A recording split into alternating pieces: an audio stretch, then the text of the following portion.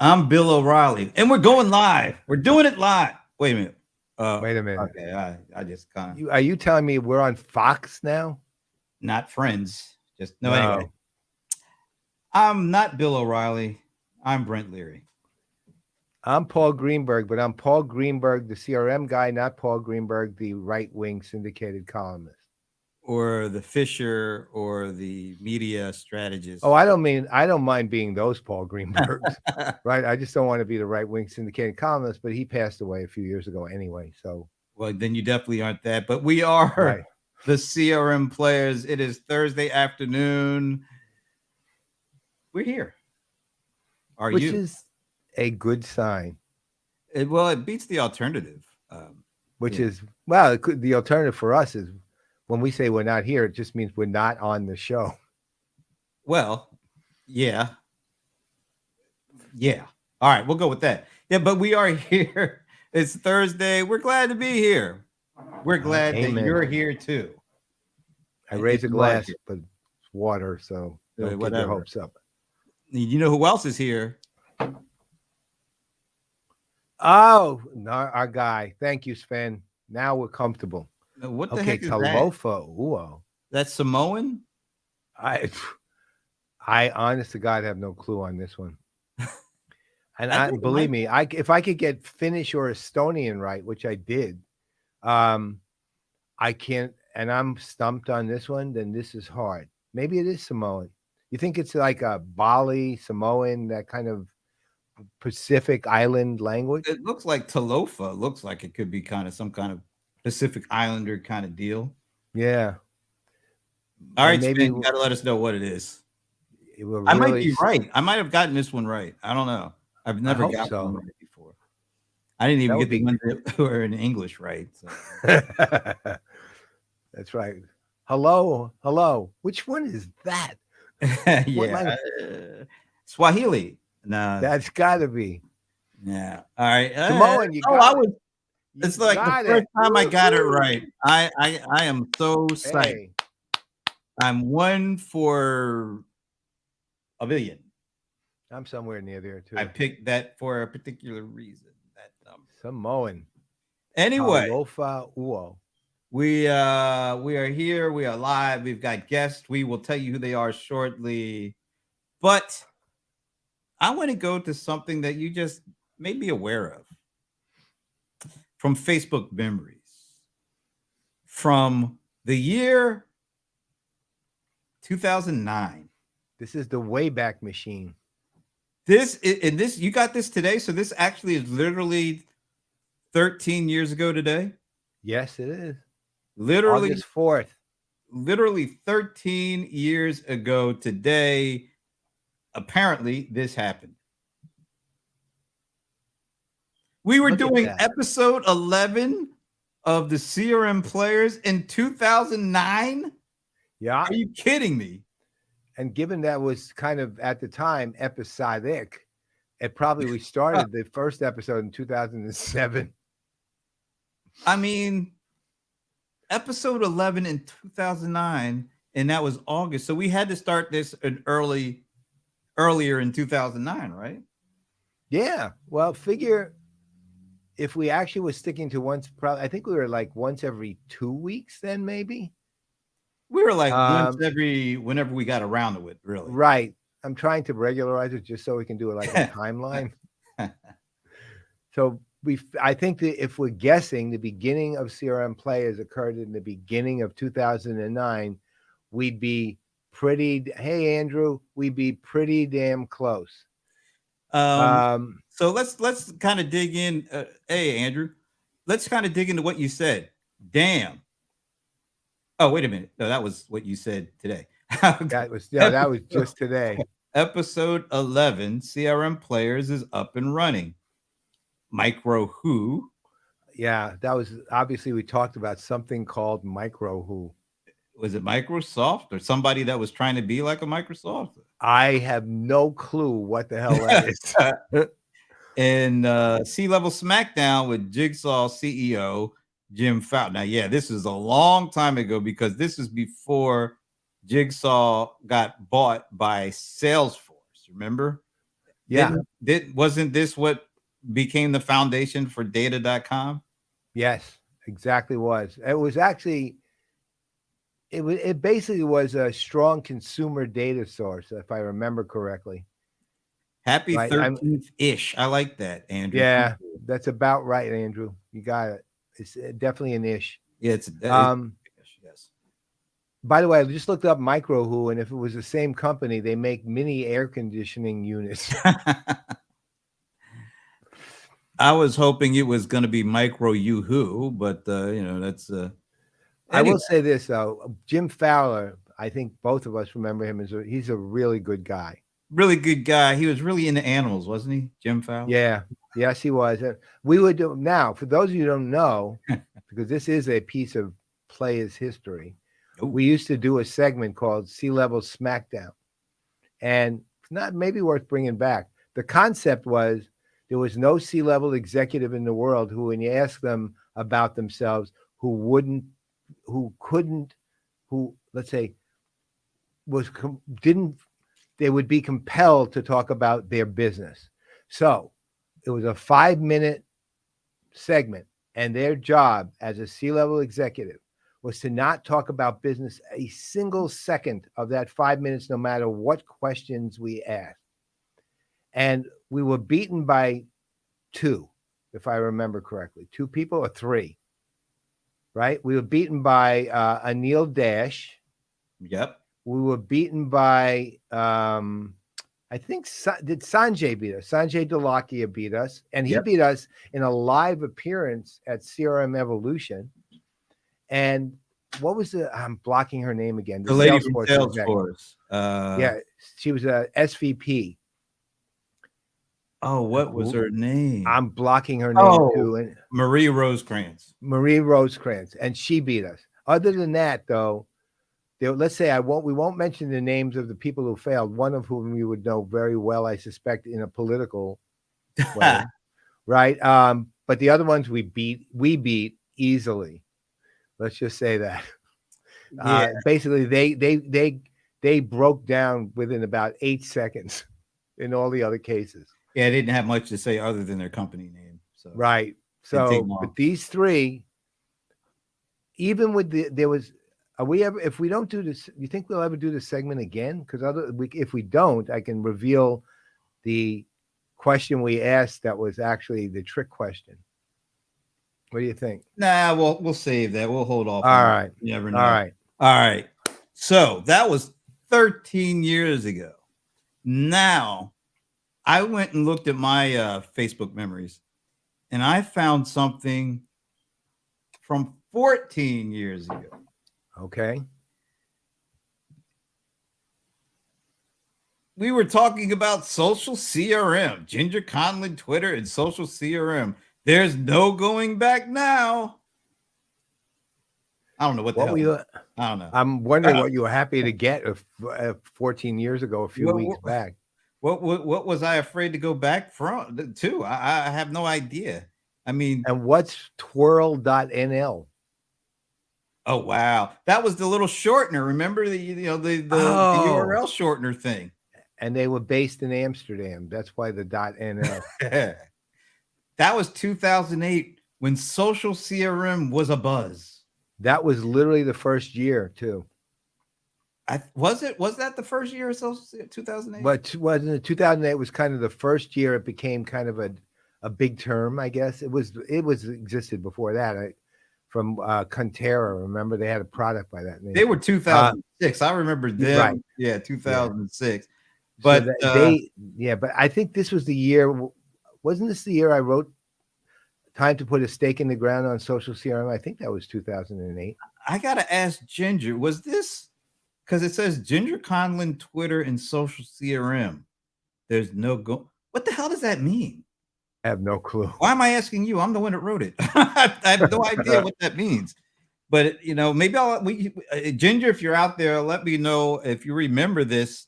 It was only 14 years ago. So so you know what? That was very early because I'm looking at my post on Stake in the Ground post. That was July 5th, 2009. Yeah, this was well before that. I remember Yeah. the stake in the ground, but we were ramping it up. There was no going back.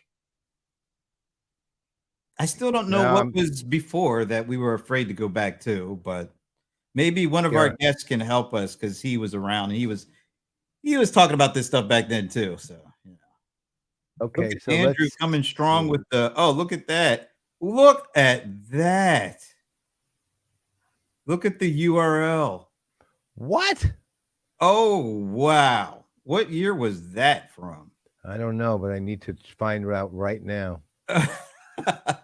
Andrew was going like seriously. Andrew, you and Sven, of course, has always been our hero.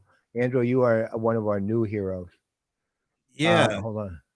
We needed to find somebody named Hogan so they can call him a hero. Article announcing CRM Playaz. Okay. Look at that. Wow.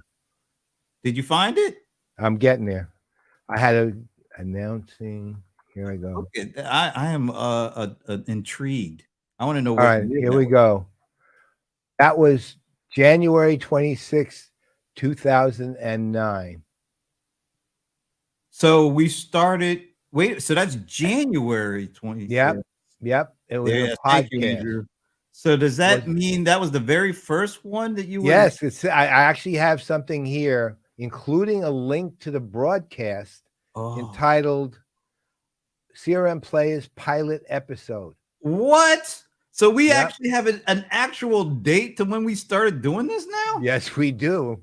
That is unbelievable. I was just throwing stuff out there. I had no idea we actually had a date. Unfortunately, the link to the pilot's dead, but well, it was on Hubs. We did something on HubSpot, apparently. I'm just glad we aren't, but I'm about to say it's kind of par for the course. And here's listen to the beginning. Okay. In the spirit of it starts out by saying CRM has always been controversial to the point that it has its haters and its lovers. Don't read anything into that, okay? Failure rates can be high and successes can be spectacular at times and just rock hard, beneficial at others. Implementation problems have been rife, but the systems can always be user-friendly, easy to play with. But one way or the other, despite CRM's mainstream appeal and use, has been controversial. In spite of that controversy, in the interest of stirring the pot even more, of providing some more edge to an industry that can pass for a suit's delight if we don't prevent it, right? Brent Leary, guru of CRM for small business, and I would like to announce the pilot audio episode of CRM Playaz, a show steeped in controversy with the edge of a straight razor and the wit of Steve Martin, not Dane Cook, that's for sure. Maybe Lenny Bruce, Louis Black, I don't know, somebody really funny, you tell me. And then it says the model for CRM Playaz is for all you sports fans. Pardon the interruption, run by, and then they go into a whole thing about PTI. Wow. They said and then I go, just to make it clear, I'm the Kornheiser equivalent. Brent is the Wilbon equivalent. I think we've had that discussion later that it may be the other way around. The game plan for the show is probably 15 minutes of topical riffs. That means a couple of subjects that we just go off on, not always nasty, not always on the same side, but always impromptu, the riffs, not the choice of subject. And then we go, I go into kind of listen to this. We're starting off this episode in audio, and I want to warn you, this is a pilot, blah, blah, blah. The long-term plan is to go to video and have guests on the show. And then we have two segments we're going to add as we go along. One is called CEO's Corner, where we invite senior management of CRM vendors on the show, but they can't talk about their company or we rake them. That, of course, became C-Level Smackdown. They can talk about themselves, topics of interest, whatever they want, except the company to represent. We have several willing to take the chance. Let's see how long they last. DNA is tough to combat. And the other one was an upcoming segment called Open Season, where anyone gets to come on and attack us if they want. But they have to be prepared to get as good as they give or better and stay on topic. And then it goes on a little more. All right. Wow. Who knew this was going to turn into some weird anniversary kind of show? But yeah. So, but the official, so we can say the official CRM Playaz anniversary is January 26th, 2009. Yes, sir. That's the CRM Playaz birthday. Wow, I didn't even know we had one, like a real legit start. I didn't either. Andrew, man, you just like made our day. So thank you. You have done us a great service, sir. Andrew, do you know what? Let me ask Andrew, maybe because you're on a roll. Maybe you can answer me this. What was I talking about when I said gender content Twitter and social CRM? There's no going back. Now, if you can explain that to me, wow, you're the man. Okay, think about that for a while and get back to me. That's fine. All right. Wow, I did not expect that to be a walk down memory lane quite like that, but me either. I found that very productive. We have an anniversary date. Wow. Finally. And you know what? So next year will be 14th on January, whatever that date was, 26th, whatever. I don't know. All right. We can start planning now. Wow, you're right. So wait, oh my God, that's amazing. All right. Well, while we think about, the future, we do have a current show. So we probably should, get back into that a little bit. But before we bring on our guests and talk about what we're going to talk about, I just want to send a shout out. Yesterday's, what do we call this thing again? What? The thing. The even more joyous hour. Yeah, that. AKA happy hour. It was great yesterday. I have to tell you, we got some smart people on that thing you just said. I actually find it. I mean, you come up with really great questions for them. You really do. I mean, they're incredible, and the thing that's always amazing, well, I guess it's not really amazing because all of them always seem to know something about no matter what the question is, they know something about it, no matter what. That's because there's a lot of opinionated people on this. Yeah. We could talk about, I could throw out fly fishing, and there's going to be somebody on there who's going to be an expert in fly fishing. Guaranteed, actually. Because we've got, I know this, people, it won't be you or me. It won't be, no. We got people that if we started talking about like swords from 4th century Japan, Eric Charles will probably chime in and, do something like that. Look at this. Look at this. This white paper from 2009 might hold. He is going deep. Wow. Deep. How am I into the social CRM abyss? Yeah, I'm host. Keep that one. Well, I'll get it. Wait a minute. I'm going to get it from the comments and see if I can. What is Esteban talking about? WSHRT. Oh, you can't make an acronym out of that. It almost looks like to me. I thought it meant like white shirt. Yeah, sorry, dude. Go back to the drawing board on that one. Look at Esteban's. Look at his. There's our expert on fly fishing. See, I shouldn't have thrown it out there. Somebody out there. Okay, all right. We're gonna move along. Fly fishing expert. All right. So last week we went to ZohoDay. It was the second of the events that we've been to in the last 2.5 years. Pre-pandemic, when we would go to an event, it was maybe a spattering of analysts, influencers running around with, I don't know, Mevo cameras or just using their phone and doing just a spattering. Or is it a smattering? I don't know. Actually, both work. Is a spattering and a smattering of video. Fast forward to last week. Oh my goodness. Everywhere you look, there was an analyst with a multi-camera setup. It wasn't just, hey, let me just pull out my phone or my flip cam. Remember this guy? Yeah, I do. I did my first video interview at an event in 2009. Wow, 2009 was a big year for us and me, for video stuff. Anyway, so I did my first on-site video interview with this flip camera with Dr. Goodnight at SAS. And literally there wasn't a whole bunch of people doing this kind of stuff. And there really wasn't a whole bunch of people doing, I mean, more than just holding up your camera, you the video with the camera and doing it. Last week, multi-camera setups, like full-blown studio lights all over the place. It was you and I in one room, and before us, it was Dave Smith, who had a big bag of lighting and microphones and a studio camera. Then we go out of that room and look down to the end of the aisle, and there's Charlie Arrau, and he had 2 cameras, 2 big lights. He had the kind of like the microphone thing going, and then we go to another room, or we got kicked out of our room because our buddies from Small Business Trends, Shawn Hessinger and Leland McFarland, who will be joining us in a bit, they had like a schedule of doing 16 videos. And I know of course, the CRM Convos guys, Thomas and Marshall, they were doing video. So everywhere you looked, it wasn't just a little flip cam. It was full-blown video production where, $300 tripods getting set up with $500 lights and $1,000 cameras with $1,200 lenses. We'll be talking to Mike Fauscette about some of these lenses, by the way.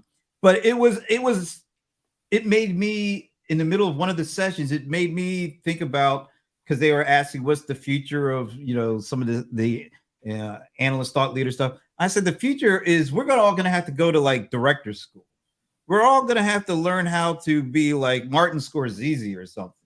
We're going to have to learn how to work serious cameras. We're going to have to know how to make sure our lighting is good, because the content is going visual faster, and it's not just little visual. It's lots of visual. It's rich visual.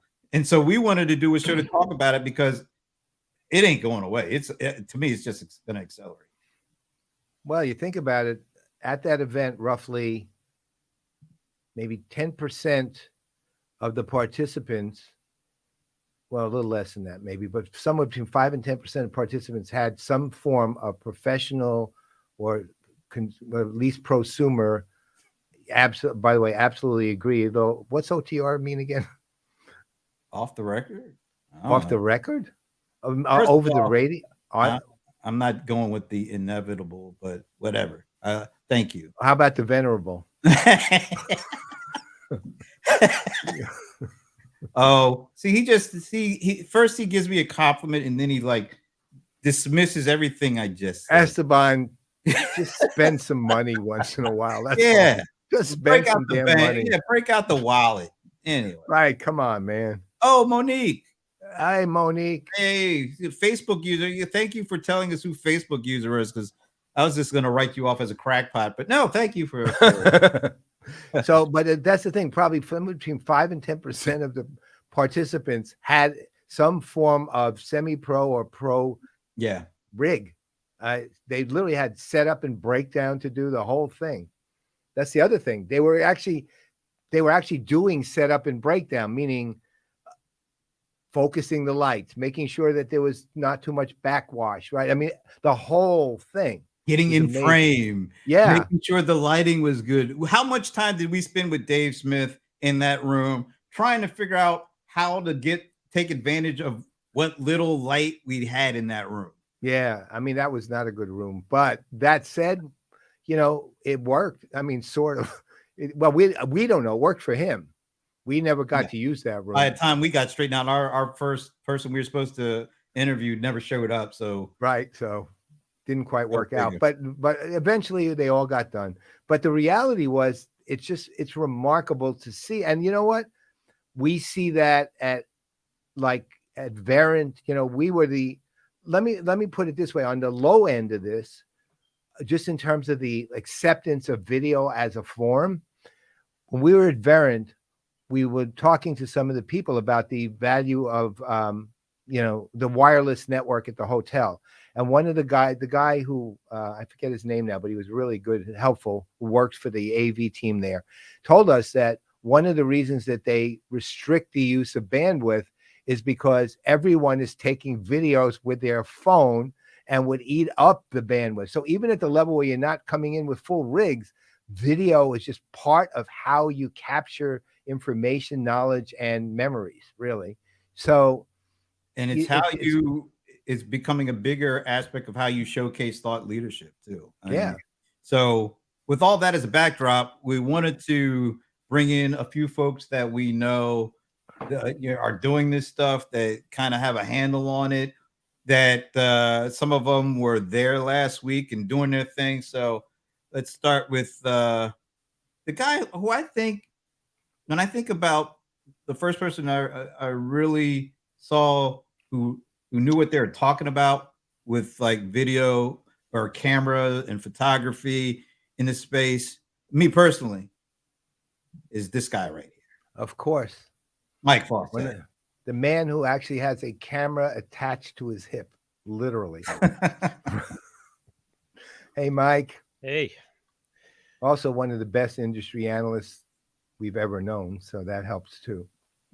Yeah, that's okay, but look at the image quality there. That's what we're. The IQ is pretty good on that one. So you weren't there last week, but we see you. We know we do the lens talk. I mean, your lens collection is kind of legendary, at least to Paul and I. That's who we're really only counting here. That's all that's right. So we wanted to bring you into this conversation. Then we also wanted to bring in two folks I've been working with for years at Small Business Trends. Now, Small Business Trends is a leading online publication for, guess what? Small business information. I don't know what gave it away. Maybe the name smallbiztrends.com. The trends part. It was the trend part. But anyway, and I heard, they get millions of visitors to the site because they provide really great information, advice. If you want to know tips and tricks, or if you want to know what's going on in pretty much all aspects of small business, you go to smallbiztrends.com, and people have been doing that for years. Now they've been known for their text-based stuff. All the posts, it's very text heavy. But last week, it was a completely different story. It was video heavy. Their schedule was 16 videos coming out of that one event. So we want to talk to the two. I don't know if it's the talent and the producer. We'll let them kind of say what it is, but the man in front of the camera, producer. We'll let them kind of say what it is, but the man in front of the camera. Okay, there's that's not a good ad. Loop going there, Shawn. Yeah. It is, but the man in front. I'm gonna have to mute you there, buddy. I don't know what's going on there. He's more into video than audio, apparently. So while we figure out what's going on, want to see what happens with you. All right, let's see if you're okay now. All right. Okay. Yeah. We're good. All right.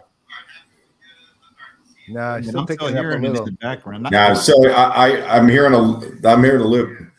Yeah. Turn the volume down. Yeah. Let me see here. Let me see. It's like it's a delay because I'm hearing. Delayed, yeah, me too. It's like that's as far down as it'll go. Actually, it sounds fine. Going on there. Now we're not hearing anything though. Yeah, I'm hearing a delay too. You sound, but we don't hear the. We're not hearing you. Yeah, we're not hearing it now. We're good now. As long as you can deal with it, we're good. Are you all right? Do you hear it now? No, nope. We're good. Nope. Can you hear us? Good. No. Well, we're gonna let you work on that there, Shawn. And in the meantime, I'll check in on you in a second or a couple of minutes or so. But in the meantime, luckily, we've got backup because Leland McFarland, he was the other half of. It was almost sort of like you guys are doing the Waterhouse coverage. What was it, Woodward and Bernstein? Would you Woodward be Bernstein or Woodward? Before my time. Wow. You put such a you have literally put a major damper on this show right away. I'm terribly sorry. Anyway, this is Leland McFarland. Is your title still technically Chief Technology Officer for Small Business Trends? Yeah, and that's kind of what I, provided when I went down to Zoho, was all the technical support. Do everything technically so that Shawn just has to look pretty for the camera. Well, you can only do but so much on that. I tried and I tried. All right. Well, Shawn is working out, maybe he has to go powder his face or something because he kind of dropped off there. But let's just talk about it, and maybe, I know Shawn is content, Mr. Editor. Let's see. Let's try him. He's back. All right, Shawn, how are we doing here? It seems to be fun when I'm outside, but when I'm inside the studio, I'm hearing this loop. I don't know what. All right, but we didn't hear anything. Oh, okay. All right. Well, then. Do you have any? Are there any like Facebook, LinkedIn pages running somewhere that's showing us? Oh yeah, you might have it playing in the background because that would be where the latency would be coming. Yeah, just take them. Get rid of both. Get rid of all of those. Just keep it to StreamYard. It'd probably be all right. Esteban is all over it. He was like, close the Facebook window or. Oh, there you go. Esteban and I noticed that. There you go. All right. What are you? Okay. See, this is where Leland would have come in to help with the framing. All right. There you go. All right, we're good. Okay. So Shawn, what are you, the executive editor for Small Business Trends? Is that how it goes? Yeah, I'm the executive editor. All right. So you're Mr. Content. So usually you guys are very text rich, text heavy in your posting. And I could be wrong, but it seemed like this is like the first event where it was like wall-to-wall video for you guys. You guys had like 16 appointments to do video. I don't know how many you actually got to, but it seemed like it was definitely the focus had. Yeah, I think it was close. I think it was actually closer to 8 to 12, I think. Okay. So why video? Why did video become such a big component of this for you this time? So I think what happened was a couple of weeks ago, we started doing the Small Biz in 15 show. And we were actually working on it a little longer than that. But we've done about maybe we'd done 13 episodes probably by the time we went to the event. And Leland, I think it was Leland who came up with the idea, well, if we're doing the show, we might as well go and get some interviews for the show. And so I think that's how it started. And so we kind of were doing the show first, and we were kind of doing the show and, kind of remote interviews. And then Leland said, well, we should go and see what we could do. And then we bit off more than we could chew and tried to do an impossible number of interviews. Talk a little bit, just so people kind of know the footprint of smallbiztrends.com. Any numbers you could share with your readership and the number of people might be helpful.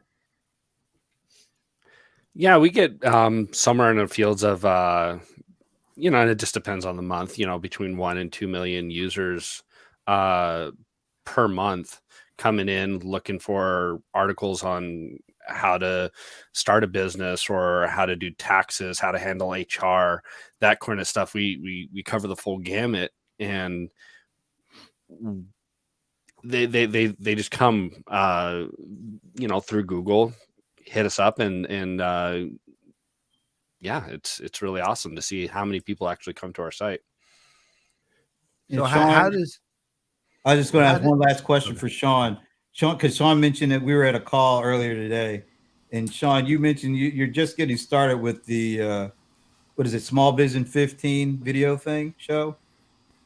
But you said you've already hit a pretty significant milestone in terms of you got 1,000 people.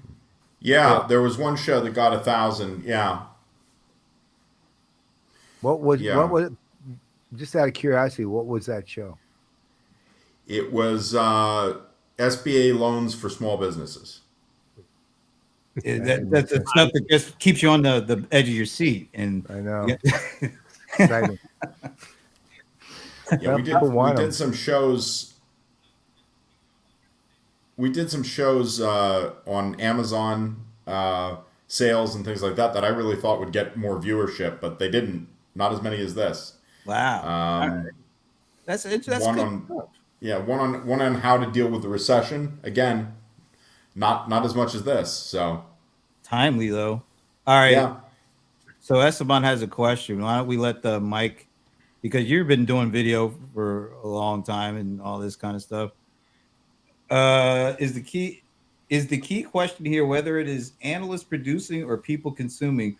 Who is the horse and who is the buggy, and who leads them? The last thing you want is buggy video. I'm gonna have to diagram that out. Wait. I'm trying to understand that question. That's interesting. No, it is an interesting question, and I'd say that it's sort of both, because you don't have an audience, there's no point in broadcasting, and if you aren't broadcasting, there's no audience. So it's kind of tied together. But I sort of think that this goes back to habits, right? So in our own sort of personal life, how do we consume information? And more we consume visual information, right, whatever source that might be. And so I think it's kind of like when I first went to G2 and I was trying to understand B2B reviews. Like, that didn't seem like that should be a thing, but it was, and it was because Yelp and TripAdvisor and all those other things had already blazed the way, and people just get used to doing something or going somewhere for information. They trust it. And then I think the other thing with video is it's just more engaging. It is more trustworthy in a lot of ways, because and especially since we've all been conditioned over the last 2.5 years to do nearly everything on video. It's become a habit. And I think that's one of the reasons that it makes a lot of sense. And if you're trying to get a message out, you're trying to build an audience, it's a logical place to play. And it must be a lot of people playing too, because I tell you, I get enough LinkedIn notifications of so-and-so is live that I want to figure out how to mute that tab, because it is very, very often, I guess I'll say. Yeah, well, I think to your point too, we know consumption habits have changed with the millennials coming in especially, but nonetheless, they've also impacted Gen X and they've impacted boomers too. And even the visceral experience with video and audio is enormous. And, there's also at the level of even just pure audio, there's a lot of, podcasts are insanely popular now.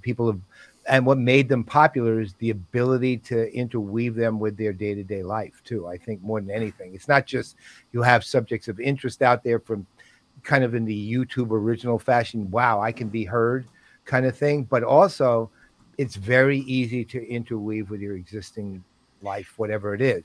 When do people listen to podcasts is always a good example of that. Well, I'm working out, I'm going to the store, I'm whatever, but they're listening to it in addition to other things they're doing. Video is a little harder because shouldn't be driving and trying to watch a live stream, right? So, but at the same time, what's happening with video now is it's just part of how people watch things. Think of it this way. And this was just something I was thinking about last night. I was watching, the Yankees had played and were miserable once again in the afternoon. So I wasn't watching the Yankees at night, which is pretty much what I do. So I was just saying, let me tool around and see what else is on, because I wanted to watch something, right? And I didn't want to work. I wanted to work while I was watching something, so to speak. I had some things I wanted to do. So I was looking at what were my options, right? I had regular TV, ABC, NBC, CBS, etc., CW, and all those. I had, of course, Netflix. I had Paramount Plus. I have all of them, Hulu, you name it, Disney, all of them. But what was interesting, really, when you boil down to it, is not just the availability of mass amounts of content, but it just because it is mostly on demand, and even the networks are at least recordable to be on demand. Then it became easy to integrate it into just my day-to-day, right? Because I can do it when I want, the way I want, and how I want. And that's always a big part of why you do these things. Like, you know, one of the things that occurred to me for Zoho, and I'm curious about everybody's take on this, either what, you know, Shawn, how, you know, you guys were there, and Mike, you weren't there, but you know, you saw kind of the product of that, and is you have all this video going on. A lot of it was live streamed, not just recorded. Okay, there's a mixture, right? But the question is, okay, when you're live streaming, typically your audience, it's not one you necessarily said, hey, we're going to be live streaming from Zoho tonight, you know, at 3, this afternoon at 3. You just pop it up and go, which means your audience isn't really going to be gigantic unless somehow, you know, word of mouth spreads incredibly fast, which happens occasionally, but not that often. So why even live stream in those circumstances? What becomes the benefit of live streaming as basically in a pop-up show? Why is that important, or is it? Anyone can answer this one. Well, I mean, I guess the thing, I don't know that it makes a ton of difference, because most of your views are going to come after anyway, right? That people come and watch the recording.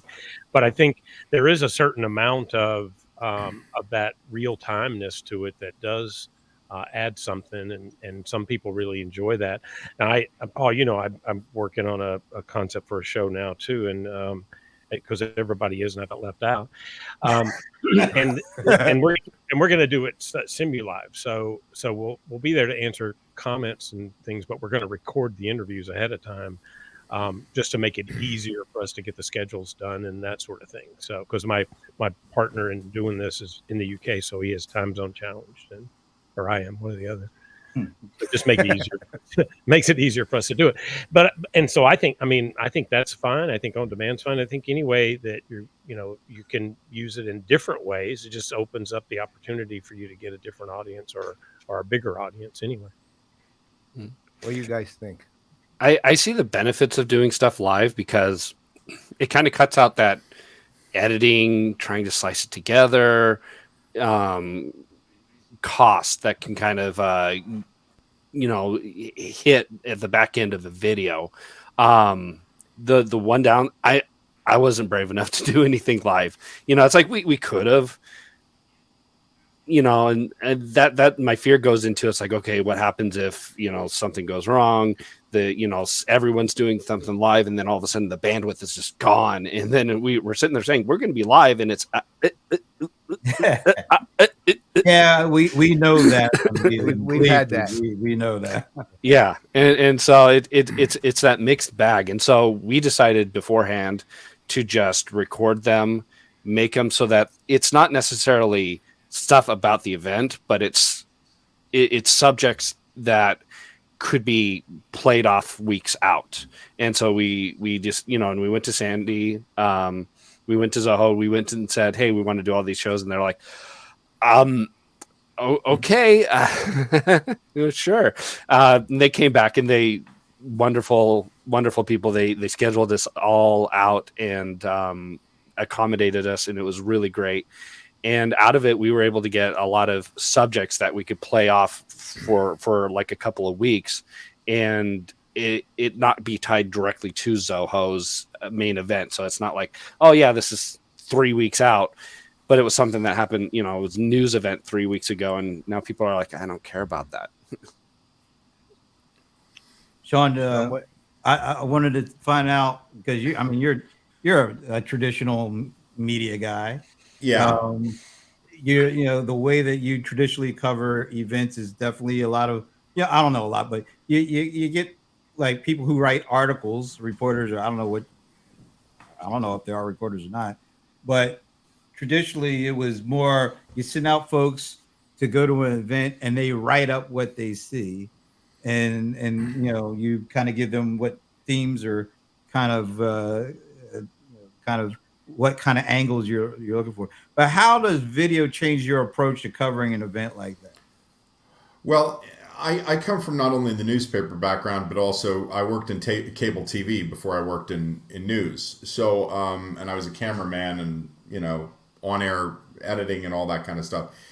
And I'm not going to say that live is completely gone from news coverage, but increasingly, I mean, anybody who's watched the news, that it's pre-recorded. It's almost like when you watch the evening news, it's like it's pretty much like a small film. It's like a 3-minute film that you're watching. The clips they were shot in the field during the day, and then they play them back, and the anchor kind of reads them. So I was going to say earlier, I think that it comes from the approach that you take. We have a very, we don't really think of ourselves as analysts. We're kind of like a media outfit. So we cover it like a media outfit. So when we started this show from the very beginning, there was a talk about maybe doing it live, and we kind of tossed it immediately because with our production schedule, to do something live in addition to everything else we're doing during the day on the site, becomes problematic. I mean, it's not that we couldn't do it. It's not even that we couldn't do breaking news and kind of do live if we wanted to. But there's a kind of a whole mindset and approach. Leland was mentioning about doing live and worrying about feeds breaking and stuff like that. But there's also the presentation. We have opening music. We have a theme thing for the show. We edit it together. We take the dross, the pauses and stuff out. It's all edited. And it's edited to a really tight 13 to 15 minute package. I think that comes from our background, not only mine, but our producer, Joshua Sophie, who's our editor. That comes from our background in broadcasting and publishing. And it's just the way we approach it.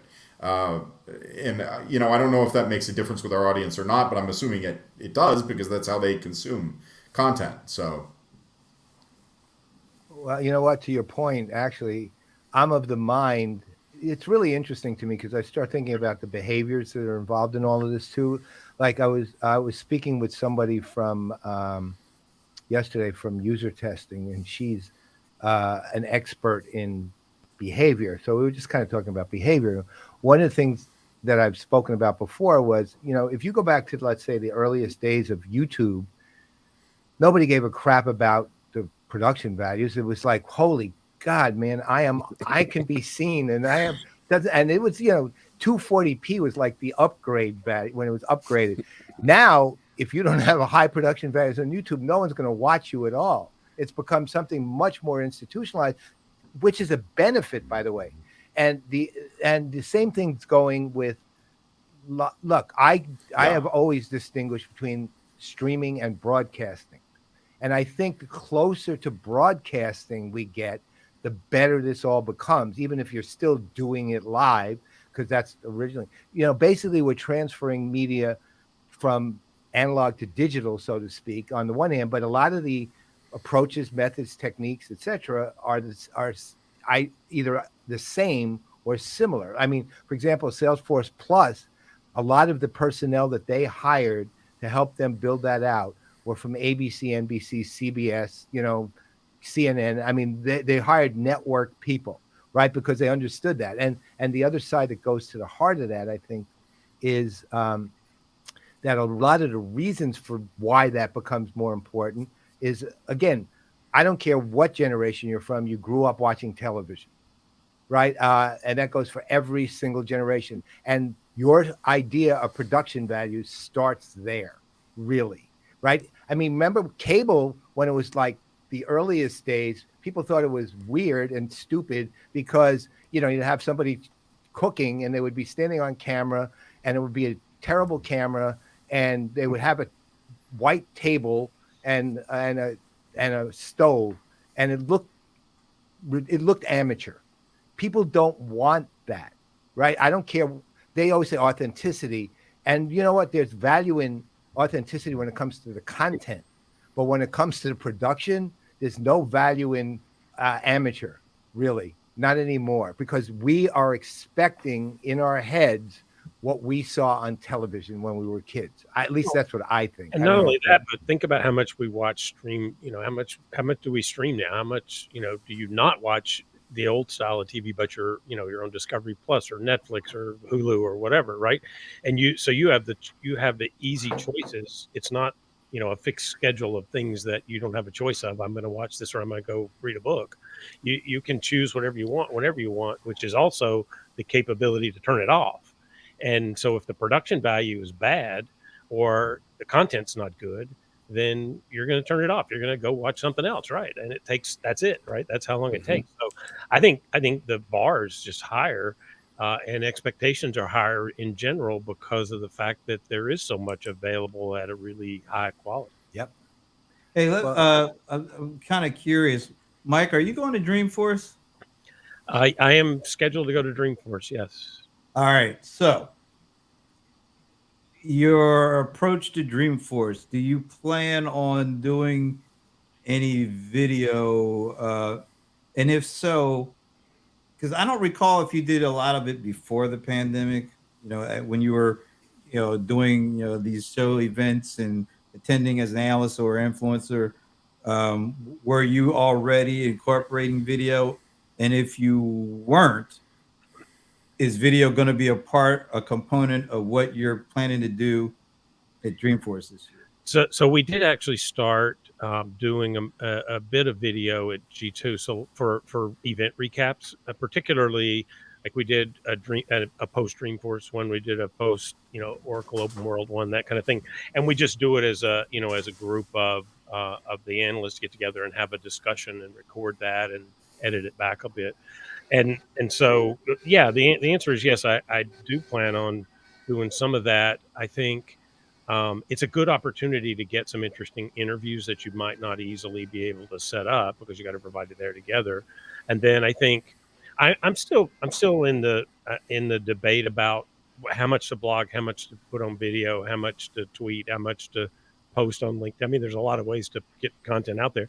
And I do still think there's a, advantage to blogging, or maybe as Steve Gilmore said, maybe it's the blog to go in the newsletter. I mean, yeah. I don't know, maybe because then that's an on-demand blog that's delivered, which is, also kind of cool because like you said, Paul, you can consume the content in a way you want to, when you want to. And, you can watch something, you can listen to something, you can read something when that's credible too. So yeah, Brent, I do want to start doing more of that. And I've got a pretty good portable kit set up now. And, I tested that all out when I travel in my camper van and, record from there. And it's, it's been interesting. And then of course I'm a nerd, so I always enjoy trying to figure out how to make it work and what's going to work and what's better and what's not. So, but yeah, I think it's important to have multiple ways to get your voice out now. And I think video is one of the great choices to do that now. So actually, let's take this to something for small business trends here too, because Mike brought up a point I do think is important around blogging, newsletters, etc. And you guys were built, you started and still probably, well, no, that's probably your primary consumption is of what you write. All right. So the interesting question, but the thing that's been interesting is how, and this lot does go to what Steve Gilmore has been talking about, but also what's literally happening too is a lot of the newsletter content, which is being pushed out there, and the growth of Substack, and then Substack adding video as part of how they actually provide, content distribution and so on and so forth. It creates some, at least in my head, an interesting series of possible new models or extended models for small business trends.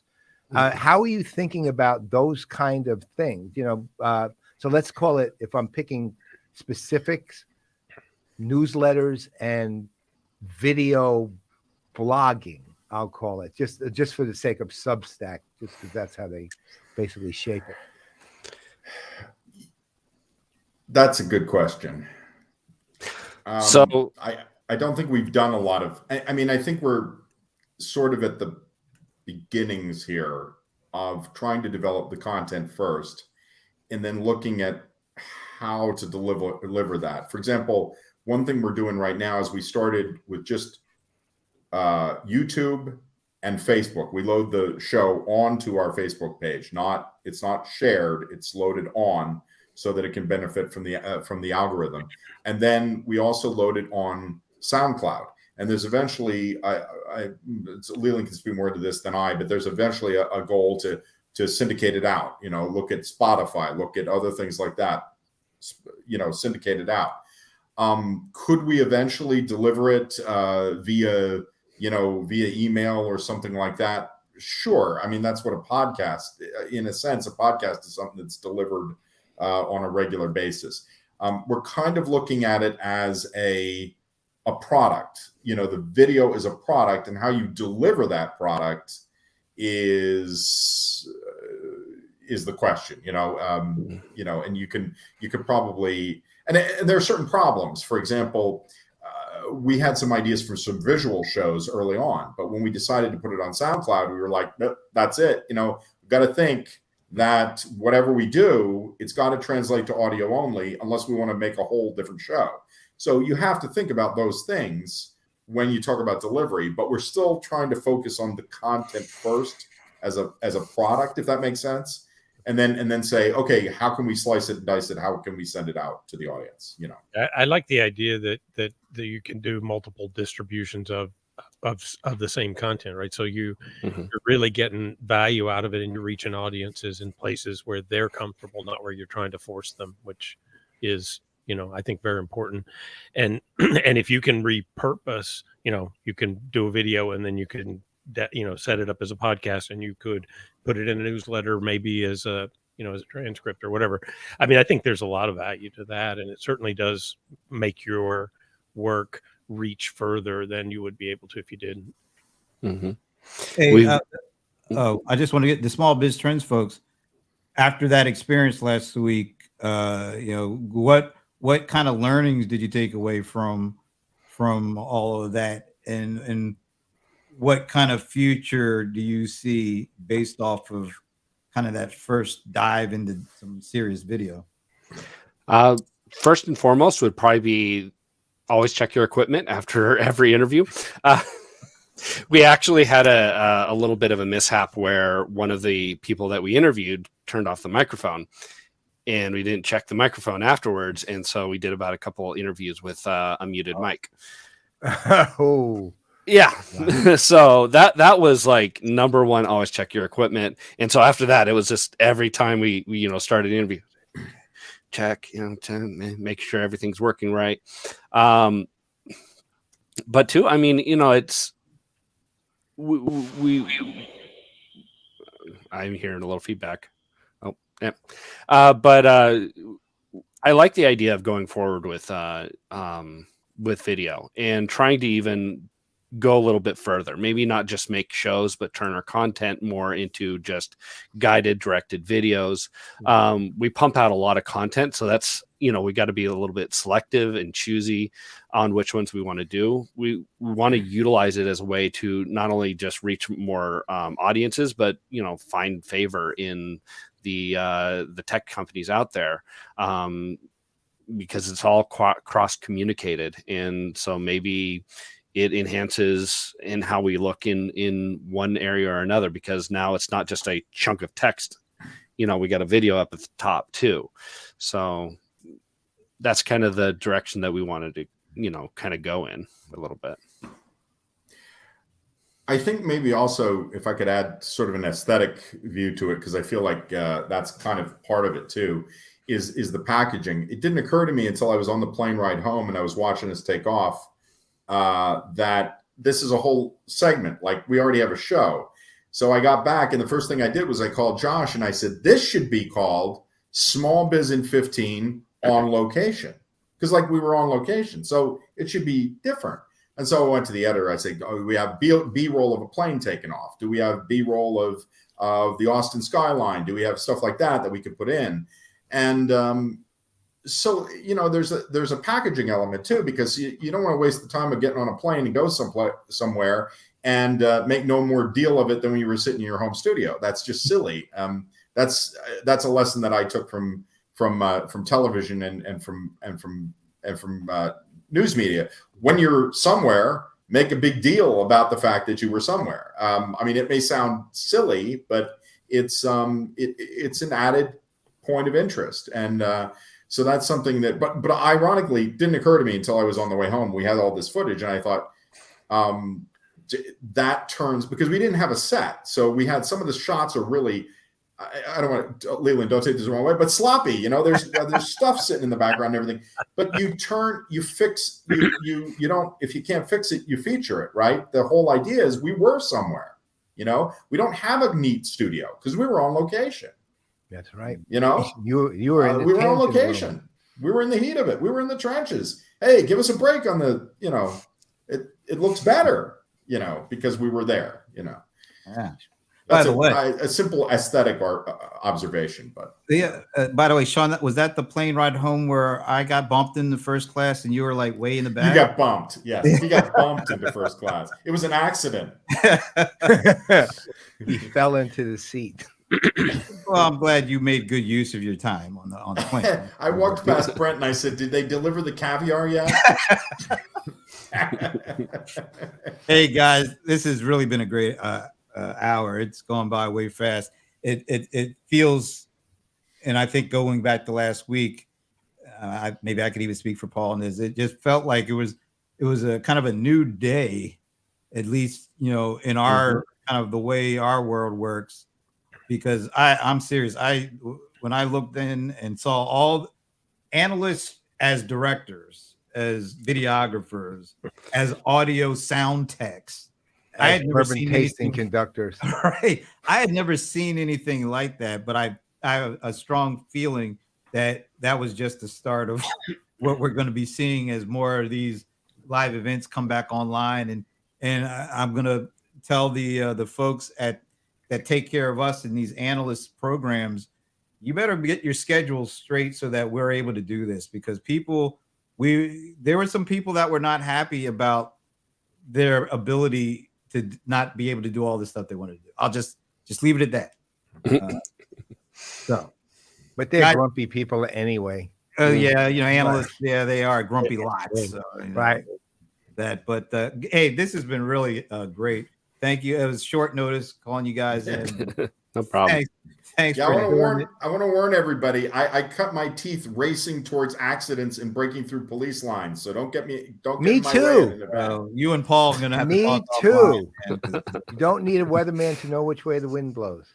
That sounded like some kind of coded phrase, but that's basically Bob Dylan. Bob Dylan. As I said, I'm with Leland. That was before my time. So, guys, thanks for joining us. Thanks for sharing the information. Thank you. Oh, Shawn, where can people see all this Small Biz in 15? That thing? You can see it on YouTube. You can see it on our Facebook channel, Small Business Trends Facebook channel. And you can see it on our SoundCloud also. And if you look at the Small Business Trends main site, every Tuesday afternoon, there's a post that runs with it, and then it, you know, that'll lead you through to the YouTube channel and everywhere else. So, by the way, you can also see a number of the Few Good Minutes conversations, the transcripts, they go up on Small Business Trends. That's right. Mm-hmm. Toss that out there. All right. Wait. Mike, do you have any info you can give about your upcoming show? Yeah. Sure. I can talk a little bit about it. So we're going to call this show Innovation Spotlight. And the concept is to pull in innovative startups, founders, CEOs, CTOs, you know, chief product, that sort of thing. And just in a fairly short format, try to understand what are you doing with the tech? What are your customers doing with the tech? What's the benefit? And, you know, highlight some of this so that if you're a CIO looking for something interesting, if you're, you know, a business person trying to find some way to solve a tech problem, you can go and take a look at that, and it'll highlight it and hopefully, you know, help get them some air cover and also help solve some business problems. And then one final plug from me and Brent. As you know, we announced the coming launch of Playaz Productions Network, influencer-focused digital broadcasting network, which will launch with 6 shows on September 26th. However, we did do a soft launch, and if you'd like to see all the episodes of this year for the Playaz, for A Few Good Minutes, and the pilots of at least 2 of the 3 shows, one was an audio podcast, which you can get on Spotify, etc. but pilots of 2 of the shows. Go to the Playaz Productions Network channel on YouTube, and you'll see all of that. September 26th, huh? That's our That date. has a new ring to it since our anniversary is January 26th now. Wow. I'm glad it wasn't January 6th. That's all I know. Very cool. All right. So on behalf of the small business trends duo of Shawn Hessinger and Leland McFarland, and the one and only, I consider him like one of the coolest dudes in the industry, in the thought leadership game, because he's got great taste in jazz music, great taste in shoes, and great taste in lenses for his cameras. Mike Fauscette. I concur. All right. I'm Brent Leary. I'm Paul Greenberg. We are the CRM Players, and we have to say goodbye to one last person before we dip out of here. Well, not person, but right. Close enough. Minnie is one of ours, so she is the third player. That's right, and we will see you next week.